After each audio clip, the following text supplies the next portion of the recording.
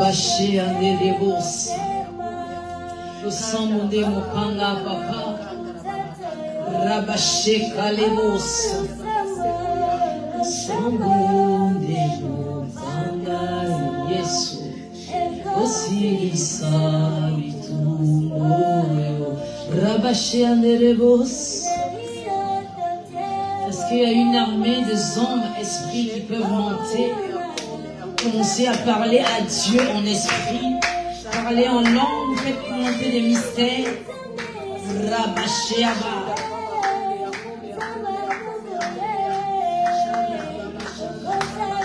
Alléluia, merci Jésus. Rabashé kalabos aba. Rikelendrebos kalabos. Rabashiabos. Rabakerabosaba. Rabakorobosh. Merci Jésus. Alléluia. Ce matin, je vais vous parler. Merci prophétesse. Tu peux remettre le piano de tout à l'heure que je t'ai envoyé, je veux prêcher. Ce matin, je vais vous parler de l'importance vitale de la prière. Amen. La prière n'est pas une activité religieuse, bien-aimée. Amen. Alléluia. Elle est le souffle même de la vie spirituelle. Est-ce que tu marches avec le Seigneur? Tu dois avoir avec Dieu. Amen. Avec le monde spirituel. Pourquoi? Parce que si tu es connecté au monde spirituel, le monde spirituel bouge.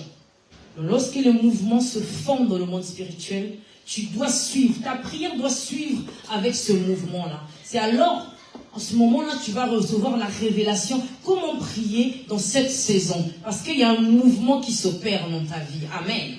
Amen. Alléluia. Tu ne peux pas faire la même prière tous les jours. C'est pas possible, bien-aimé. Du 1er au 30, la même prière. Non. Demande à Dieu de te parler, de te révéler comment il veut que tu pries. Il nous a donné un modèle déjà dans la Bible. Il nous dit notre Père qui est aux cieux. Amen. C'est un modèle de la prière. Est-ce qu'on peut le mettre? Comme ça, on va voir ce que Dieu nous a laissé comme modèle. Amen. Et dans la prière du Notre Père, il y a plusieurs parties. Amen. Il nous dit notre Père. Parce que les apôtres nous disent, apprends-nous à prier. Amen. Si même les apôtres qui ont marché avec Christ ont demandé qu'on puisse les apprendre à prier, à plus forte raison, nous pouvons demander au Saint-Esprit. Parce que Jésus, il est parti. Mais il a dit, je ne vous laisse pas seul, je vous envoie le Saint-Esprit. Je vous envoie le Consolateur. Je vous envoie l'enseignant par excellence. Le Saint-Esprit est capable de t'enseigner comment tu vas prier dans le secret. Alléluia. Amen. Il est capable de te dire aujourd'hui, tu vas prendre tel texte, tu vas commencer là, tu vas finir là. Et là, tu n'es pas dans un canevas que tu gères. Et là, c'est le canevas de Dieu. Parce qu'il te conduit. Le matin, tu pries, il te donne d'autres textes. À midi, tu pries, il te donne autre chose. Le soir, alléluia, sors de la vie de prière qui stagne. Alléluia. La Bible dit ceci dans Matthieu 6, le verset 9. Voici donc comment vous devez prier. Amen. Amen. Notre Père qui es aux cieux, que ton nom soit sanctifié. Alléluia. Amen. Que ton règne vienne, que ta volonté soit faite sur la terre comme au ciel. Donne-nous aujourd'hui notre pain quotidien. Pardonne-nous nos offenses, comme nous aussi nous pardonnons à ceux qui nous ont offensés. Ne nous induis pas en tentation, mais délivre-nous du malin, car c'est à toi qu'appartiennent dans tous les siècles le règne, la puissance et la gloire. Amen. La Bible nous donne un modèle. Si le Seigneur a permis de donner ce modèle aux apôtres, c'est pour leur demander d'avoir une vie de prière. Donc toi, en tant qu'enfant de Dieu, tu ne peux pas dire que tu es enfant de Dieu, mais tu n'as pas de vie de prière. Tu as besoin d'avoir une vie de prière ferme. Parce que les vents contraires vont arriver. Tu as besoin d'avoir une vie de prière qui est bâtie sur le roc qui est la parole de Dieu. Lorsque le vent va se lever, la tempête va se lever, elle ne viendra pas renverser cette maison de prière que tu as bâtie dans le secret parce que tu as mis Dieu comme ton roc. Quelle est ta vie de prière aujourd'hui? Si les vents contraires se lèvent, est-ce que tu vas encore venir dans la présence de Dieu, chercher sa face dans le secret? Ou bien les vents contraires vont te terrasser? Enfant de Dieu, nous venons à l'église, oui. Quelle est ta vie de prière dans le secret? Quelle est ta vie? Il est où ton sanctuaire, là où tu passes dans la présence de Dieu? Alléluia. Le Saint-Esprit vient interpeller un enfant de Dieu ce matin. Venir dans la présence de Dieu, c'est bien. Avoir une vie de prière est encore mieux. Tu peux être chez toi, mais tu as une vie de prière affermie, plus que la personne qui vient tous les jours à l'église. Parce que tu sais chercher la face de Dieu. Tu ne le cherches pas en fonction des circonstances. C'est pas parce que là, il y a un truc qui t'intéresse, là tu le cherches. Mais tu le cherches en tout temps.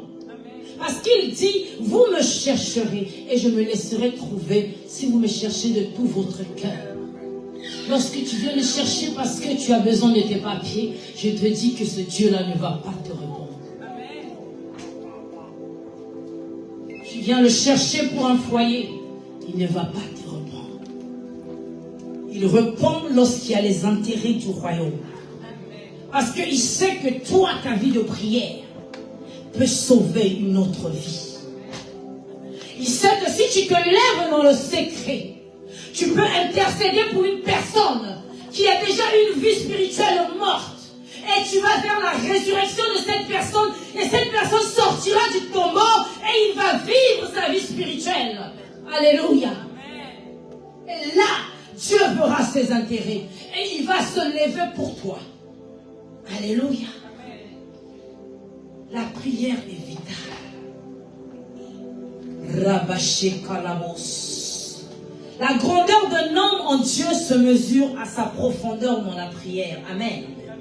La force, la maturité et la croissance dans l'école de l'esprit dépendent de ta constance dans la vie de prière.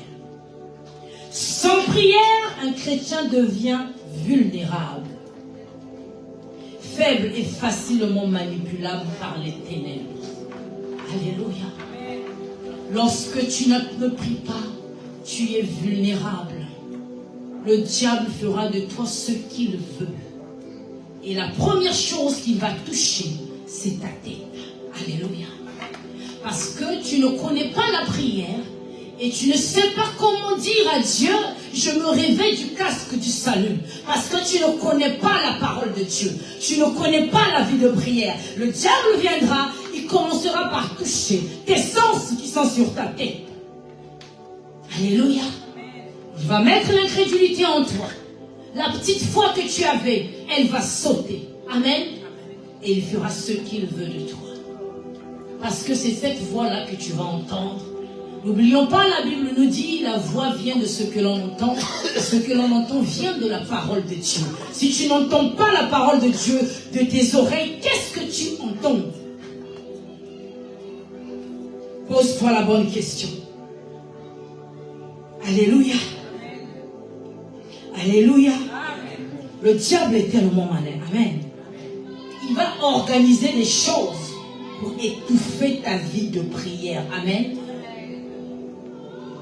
Cela peut commencer par la peur, des inquiétudes, la distraction de la vie moderne, les douleurs, les déceptions, le manque de résultats visibles, le découragement intérieur et les influences pécheresses.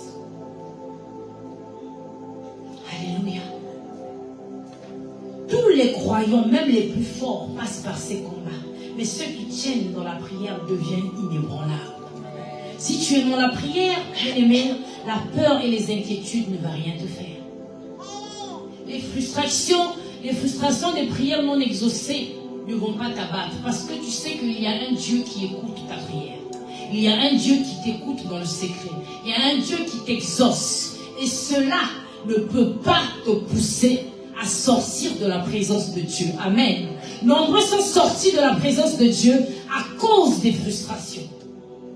Ils sont sortis de la présence de Dieu par manque de patience. Parce que lui, il a demandé une chose à Dieu. Il veut voir le résultat. Même les antibiotiques ne sont pas automatiques. Il y a besoin d'un temps à ce que ça puisse agir dans ton organisme. Et après, l'antibiogramme devient efficace. C'est pareil pour la prière. La prière a besoin d'un temps. Ton exaucement n'est pas obligé d'arriver au moment que tu le demandes. Dieu attend que tu sois disposé dans un certain niveau de vie de prière afin que ton exaucement puisse descendre. Parce que tu sauras mieux chérir cet exaucement-là. Alléluia. Tu verras cet exaucement-là comme une bénédiction pour toi. Et tu vas en prendre soin. Ça deviendra comme un bébé que tu as enfanté, que tu as gardé dans ton sein pendant 9 mois. Et le jour que l'exaucement tombe, c'est que tu as la maternité, tu as poussé. Et il y a des cris de joie. Amen. Et les pleurs se transforment en joie. Lorsqu'une maman est dans la salle de travail, elle pleure. Je suis maman, je sais ce que c'est. La péridurale arrive bien après. Mais on souffre.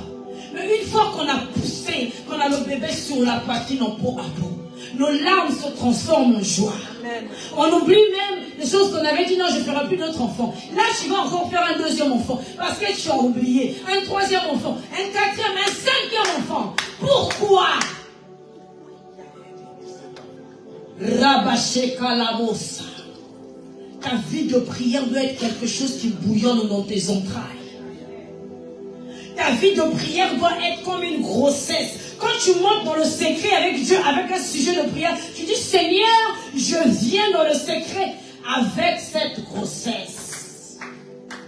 Ce sujet que je porte dans ta présence doit connaître la maturité, doit sortir au 9e mois, le mois là où tu permets qu'un enfant puisse sortir. Alléluia.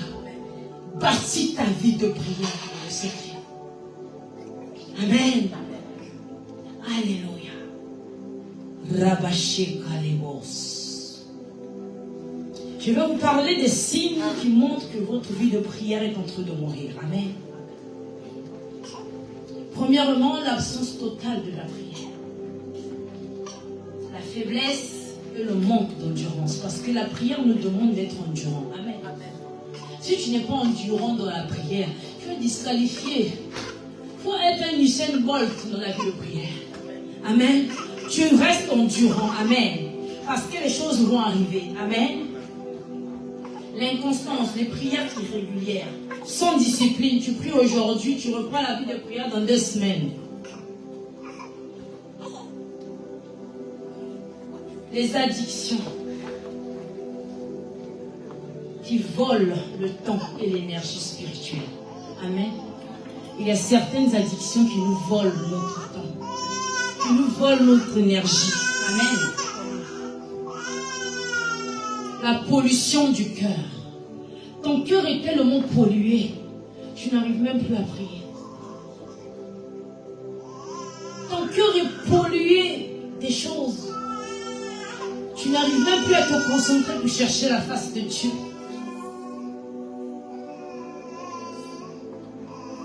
L'égoïsme et la prière centrée uniquement sur soi. Tu dois apprendre, lorsque tu es dans le secret, à intercéder même pour cette assemblée. À prier pour chacun. La Bible dit, prions pour les uns et les autres. Combien de temps as-tu pu prier pour prier pour ton assemblée? Tu vas seulement dans la présence de Dieu. Moi, donne-moi ça, donne-moi ça, donne-moi ça. Ah, mon cher, toi-même. pouvoir. Alléluia. Cherchons Dieu. Nous allons continuer. Je vais vous donner un secret comment rallumer sa vie de prière. Amen. Le premier secret, nous allons aller dans le livre de Luc 5, le verset 16.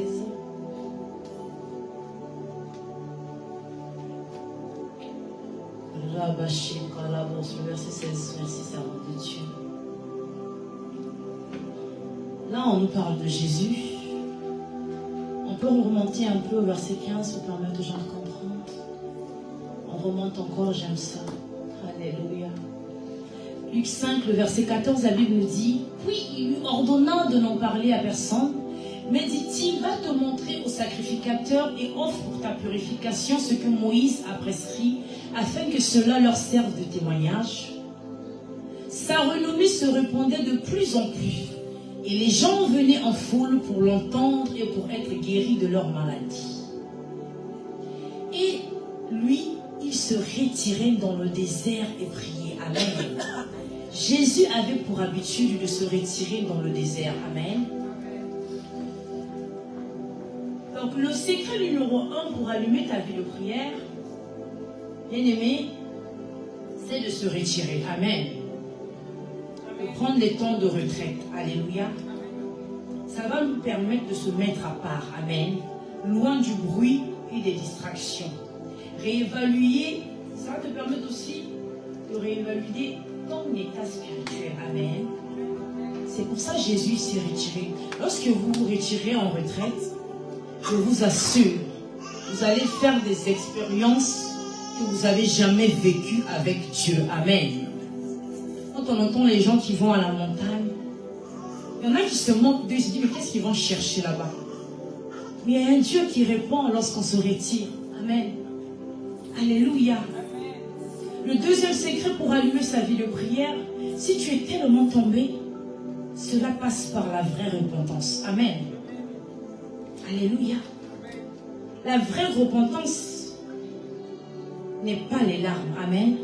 Mais le retour au premier amour. Toi qui avais abandonné ton premier amour qui est Jésus, tu prends la décision de faire la repentance, de revenir à lui. Comme l'a fait le fils prodige. Amen. Il était parti, il a tout dilapidé, mais il est revenu à son premier amour qui était son Père. Et son Père était content. Amen. Alléluia. Il est revenu à la maison. Il est revenu vers le Père. Et cela se passe par la vraie repentance. Troisièmement, il faut nourrir notre homme intérieur. Amen. Cela se passe par la parole de Dieu. La Bible déclare que ce livre de la loi ne s'éloigne pas de toi. Amen. Médite-la jour et nuit. Amen. C'est là où viendra quoi? Le succès. Parce que nombreux cherchent le succès ailleurs.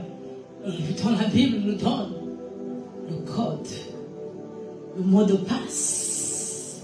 Je peux dire que le mot de passe du succès, c'est ça. Ce livre de la loi, le plus beau livre, là où tous les secrets sont cachés. Les occultistes utilisent aussi la Bible, mais à leur façon. Ils ont la même Bible que toi, mais eux, ils l'utilisent à leur façon. Toi, Dieu t'a donné les secrets. C'est pour ça, lorsque vous priez, demandez à Dieu la révélation. Si vous vous arrêtez sur la lettre est Dieu. Mais tu as besoin d'être révélé. Chaque mot dans la Bible a un sens. Amen. Tu as besoin de comprendre. Ne lis pas la Bible comme si tu lisais un roman. Amen. Quand tu ouvres la Bible, demande à Dieu, donne-moi la révélation. Alléluia. Et cette révélation, tu peux l'avoir lorsque tu es assis dans les Écritures. Amen.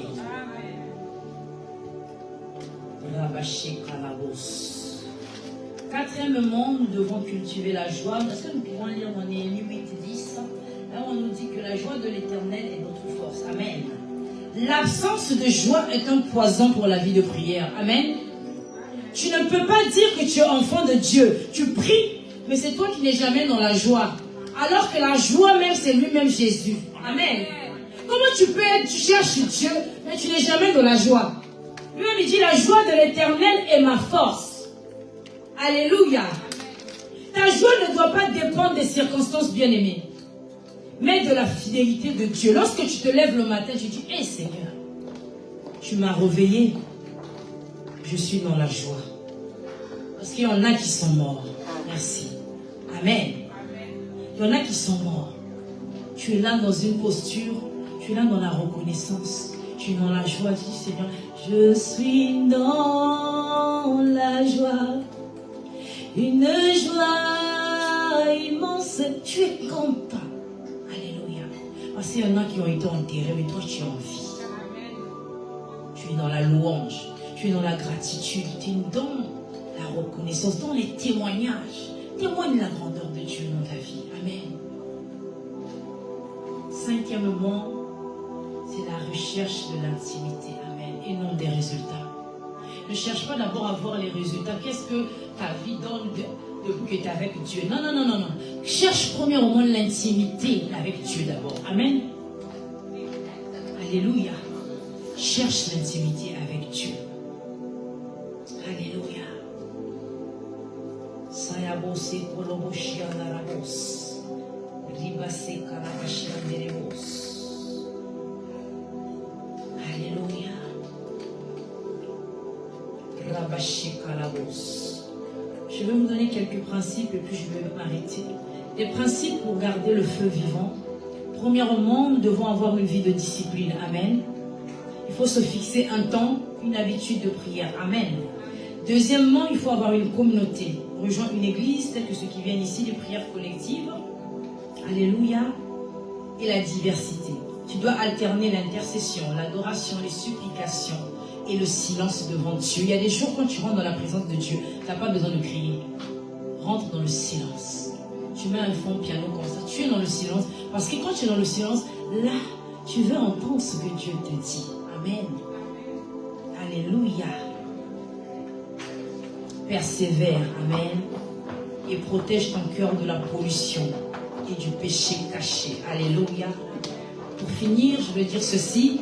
Quand ta vie de prière devient l'outil par lequel tu poursuis Dieu, il devient impossible de la perdre. Amen. Ce n'est pas une aventure passagère, mais une relation profonde et permanente. Que la prière devienne ton oxygène spirituel ce matin au nom puissant de Jésus. Est-ce que nous pouvons nous lever et célébrer le nom de Jésus? Seigneur, je te dis merci pour la grâce et pour la faveur. Si je me tiens au-devant de ton peuple, c'est le fruit de ta miséricorde. Merci pour cet enseignement. Merci pour la vie de prière d'une personne que tu rallumes ce matin.